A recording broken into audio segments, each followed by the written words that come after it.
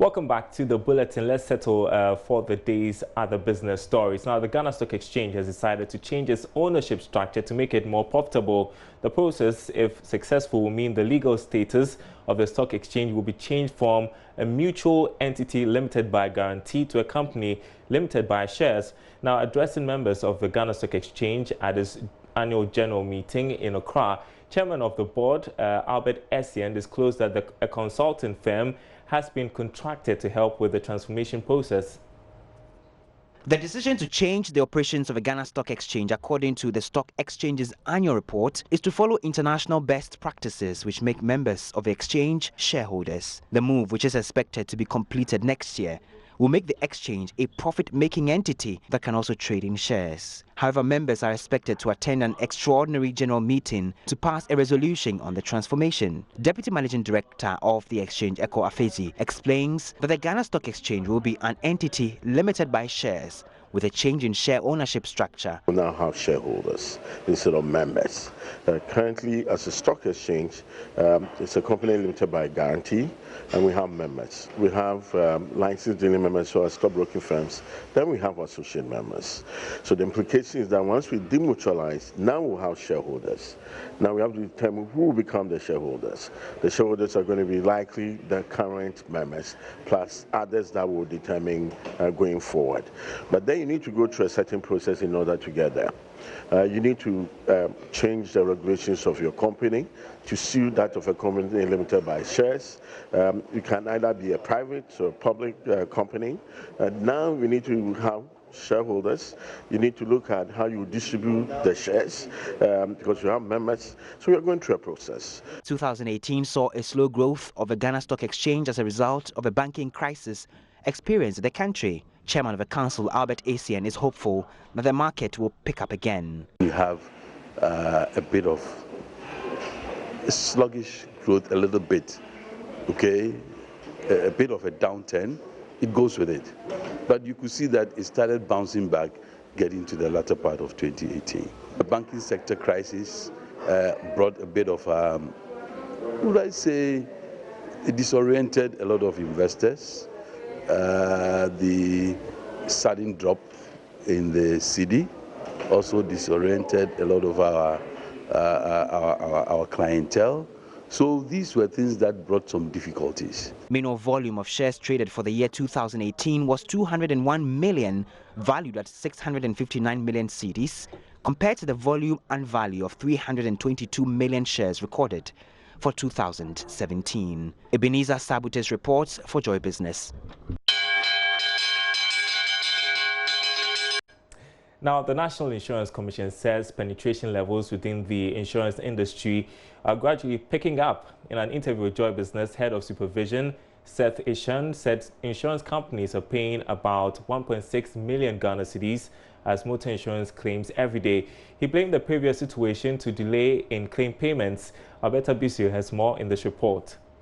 Recently, insurance penetration in Ghana had been significantly low as many people lacked interest because of the delayed payment of claims. But according to the head of supervision at the National Insurance Commission, Seth K. Ishan, the situation is improving. Delay in payment is a contributing factor. There's no denying the fact that there are a number of Ghanaians that have had some issues about claims payment, but it's a situation which is improving. I can give you so many statistics about it. For example, for motor insurance, every single day the insurance industry pays roughly about 1.6 million to Ghanaians every single working day. So if there's any individual within our Ghana or who is a Ghanaian or non-resident Ghanaian here, and you purchase insurance and you believe that you have a legitimate claim that the insurance company is not paying, you come and you report to us. We will investigate. He reiterated the need to step up education on insurance to get many people to understand the importance of insurance. We are bringing into place what we call a product feature as one of the things we are thinking about. That will be a one-pager that each insurance policy should have. And that should set out clearly what cover you are under, what type of insurance you are buying, under what situation would you be able to get a claim. In addition to all the legal things that is there, there should be a summarized, simple one-pager that says exactly what the program is. Joy Business sampled the views of a section of the public, some of whom expressed their disappointment with some insurance firms. In our part of the world, that dishonesty is just too much. These insurance agents come to your shop, they come to your office and sign you on into a policy. They don't really tell you all the terms and conditions in this or in that particular policy. When you are struck by that particular event for which you did a policy, when you are supposed to make a claim, that is where they bring all sort of legalities and technicalities from the onset you didn't know about. For car, definitely the car got to get accident or something before you go for your claim. But I'm not doing it because of the claim. But when you are driving, definitely without it, the police people will be worrying you. That's what I've been doing, but not because of the claim. Even the claim, when there's an accident, you go, it's bureaucracy over it. So normally I don't depend on the claim, but because of the police people harassing me, that's the main reason. Now my business is falling, so I don't have anything, any work at all, so I didn't make any insurance for the kids. Under the Insurance Act 2006, Act 724, private commercial property insurance and motor insurance are compulsory insurance products. Albert Abisiu's report for Joy Business.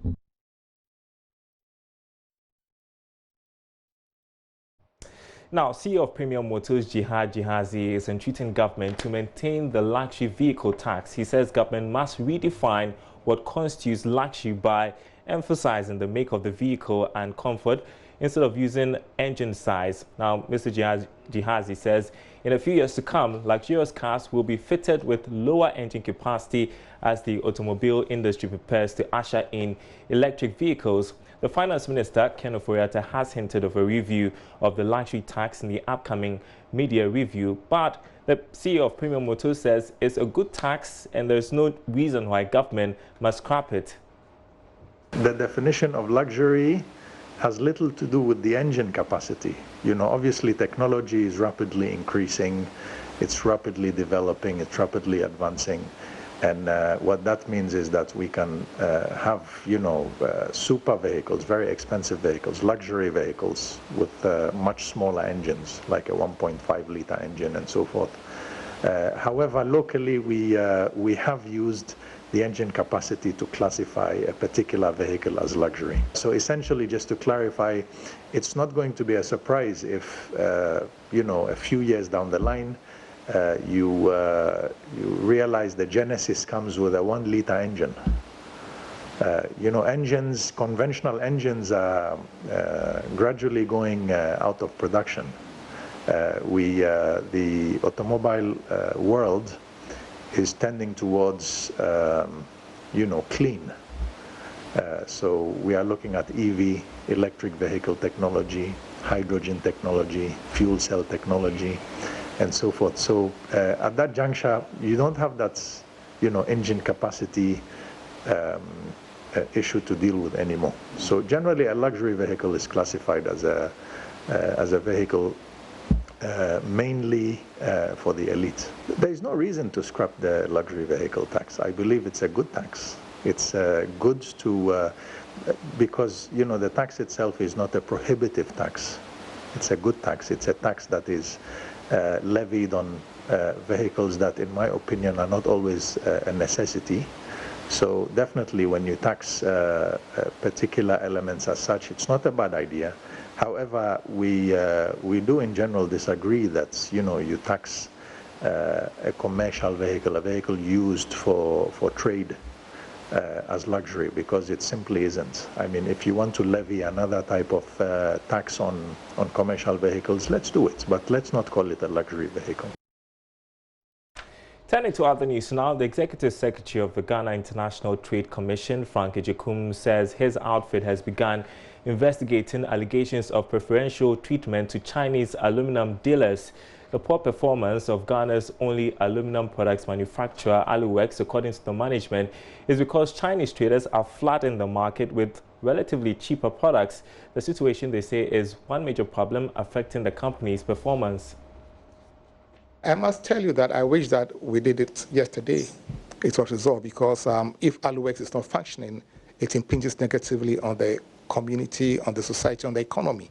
and none of us is happy about that. Aluwex is not the only one that we received. We received about 4 or 5 petitions already, and they are all at various stages. I'm unable to give you a definitive timeline as to maybe in a month or 2 or 3 or maybe in a week's time. I wish I could do that. But as I told you, it also depends on the pace of the investigation. In terms of some of these organizations, Aluwex, for instance, has made a case against Chinese companies. We will need to contact these organizations, maybe through their embassy or wherever, contact our foreign missions to try and give us the information that we need. So you can see that's not something that you can just wake up and do in one day. So we've triggered the processes, and we are working as fast as we can because, you know, this problem has been festering for a long time. And I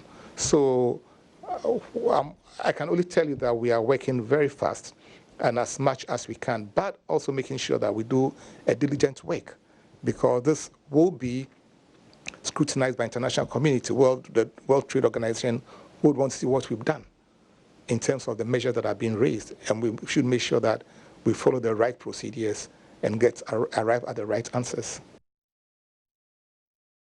And we want to take you next to Kumasi in the Ashanti region, where the United Kingdom is injecting over £130 million worth of UK export finance into development projects under a special initiative on investment, job creation and trade. The second phase of the Kumasi Central Market redevelopment project will also receive funding. At a forum of UK-Ghana Business Council in Kumasi, the partners pledged to strengthen collaboration at the regional level. Prince Apia was there in our reports. Discussions at the forum focused on building new strategic models by UK-Ghana Business Council for Economic Development. 3 main areas of priority: infrastructure, agriculture, as well as agro-processing and industrialization were identified. Kumasi Mayor Osesi Entry explains. Talking about the area of investments that they've started pumping money in. First is the area of KGTR second phase. You all know how KGTR second phase is very important to Kumasi and especially to Ashanti region. Now they've given us the funding, the contractor is also ready. They've started even testing the soil, and as city we are also doing our best to make sure we move the traders back to KGTR so we can give access to the contractor for the contractor to start working on it. Mr. Osesi Entry explains support will be extended to other parts of Ashanti region. As leaders of this city, now that we know all these areas, we will then in turn will have to communicate to our business community the opportunities that are there for them to grab in, the areas where they can tap in for partnerships. The funding areas has also been made known to us.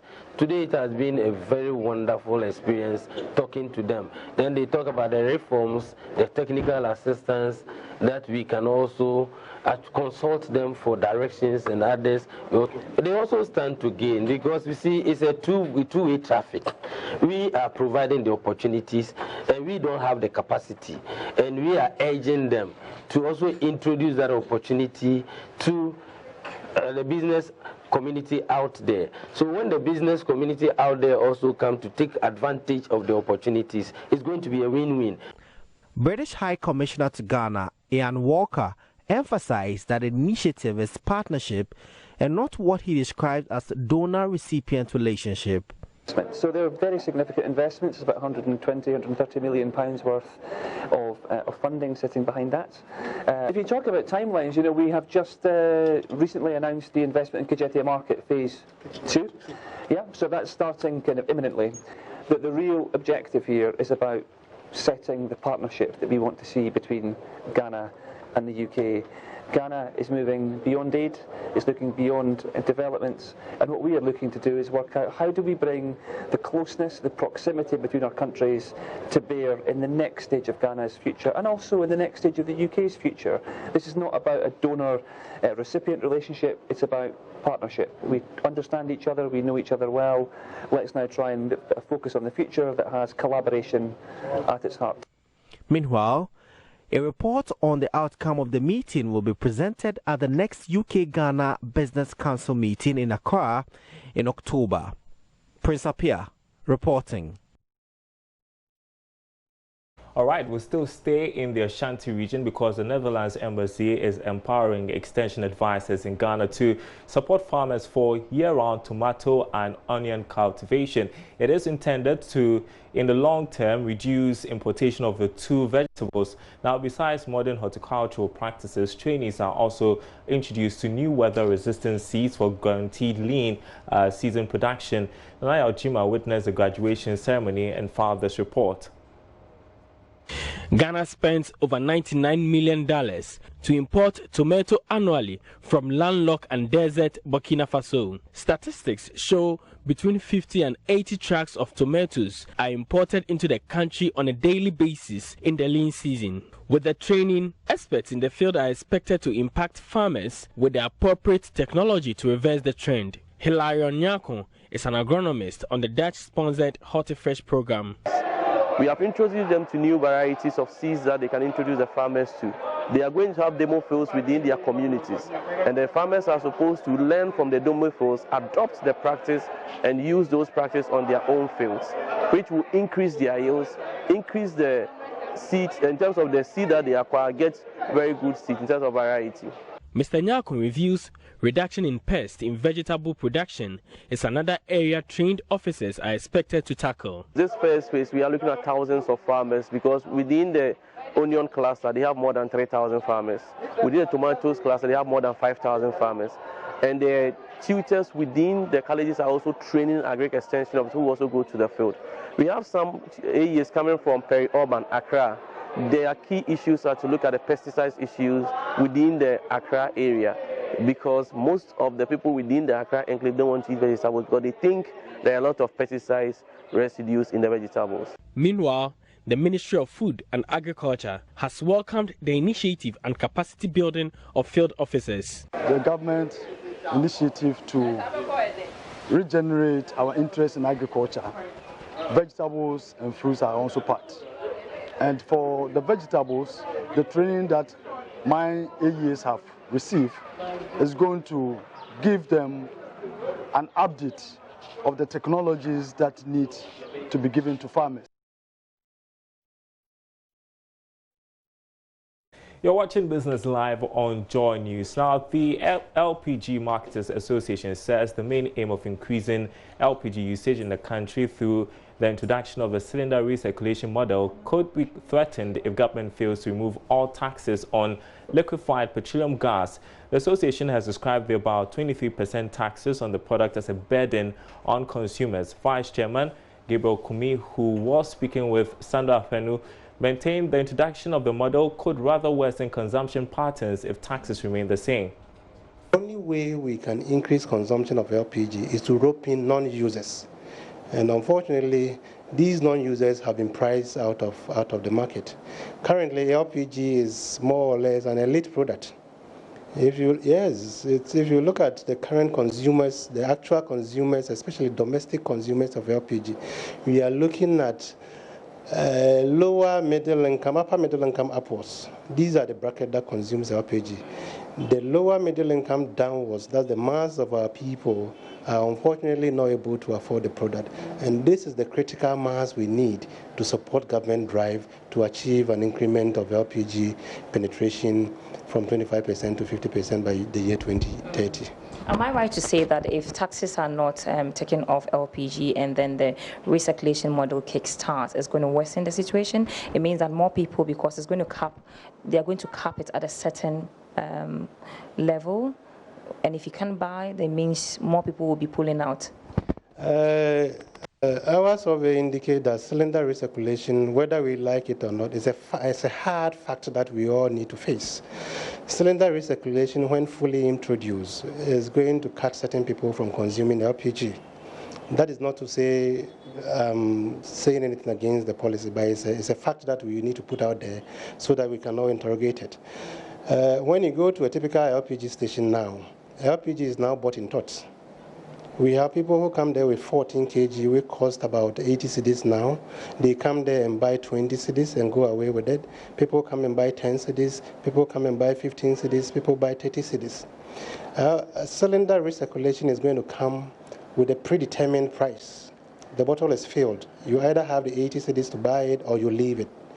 So definitely, yes, the MPA has said they're going to come up with smaller bottles, that is 3 kg. But how accessible would that be? How available would that be? And even that, you still have some people who will be buying less than the 3 kg, who would not typically buy less than 3 kg now. So it's a fact. We shouldn't run away from that. We can sit around the table, talk about it, and find solution to it. So as an association, our survey indicates that about between 15 and 20% of the people who walk to any LPG outlets are not able to fill their cylinders. They go and buy half, quarter, and all that. So cylinder recirculation is definitely going to put a cap on some of these guys who comes there to buy in bits. I mean, we are looking at a typical Kelly Willie seller who planned by the day. He has 100 cedis to spend for the night. He wants to use 5 cedis to buy LPG. He will use 20 cedis to buy plantain, 10 cedis to buy. They are not the people who want to plan for the month. They plan by the day. And these people are going to be seriously affected. Currently, LPG consumption is stagnant. For the past 3 years, we've stagnated. We are not growing. But if you look at between 2006 and 2016, over the period of 10 years, LPG consumption in Ghana was growing at an average rate of 16.16%.